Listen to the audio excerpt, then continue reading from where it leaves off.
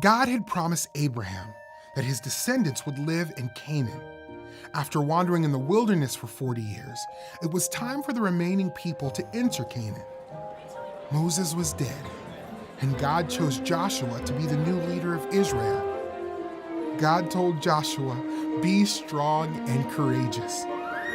Now, the only thing keeping the Israelites from the land God promised to them was the Jordan River. The river was deep and wide. The Israelites could never get across on their own, but God was going to help them. God told Joshua and the other leaders what to do. The leaders obeyed God. The priests carried the ark of God ahead of the people to the edge of the river. The ark reminded them that God was with them. The rest of the Israelites followed behind the ark. Joshua said, "Listen, God is going to do something great. When these men carry the ark of God into the river, God will stop the water in the river. Then you will know God is with us."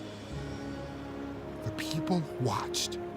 The priest carrying the ark took a step into the river. God made the water stop.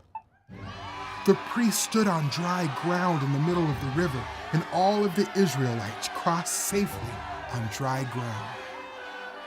God told Joshua, "Tell the people to take 12 stones from the middle of the river where the priests are standing with the ark.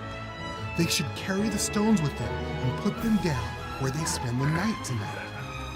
God wanted the stones to be a memorial. A memorial is something that helps people remember a person or something that happened. The people would see the stones and remember that God helped them cross the river. In the future, when the children saw the stones and said, "Why are these rocks here?" the people could tell their children that God stopped the water, and everyone would know that God is mighty. The Israelites did exactly what God told them to do. They picked up 12 huge stones and made a memorial. The priests with the ark crossed the river, and the water began to flow again. The river was deep and wide like it had been before. At last, God's people were in the Promised Land. God went ahead of Joshua and the Israelites into the Promised Land. He showed his power to them so they would trust in him. When Jesus came to earth, he showed his power so people would trust in him and be saved from sin.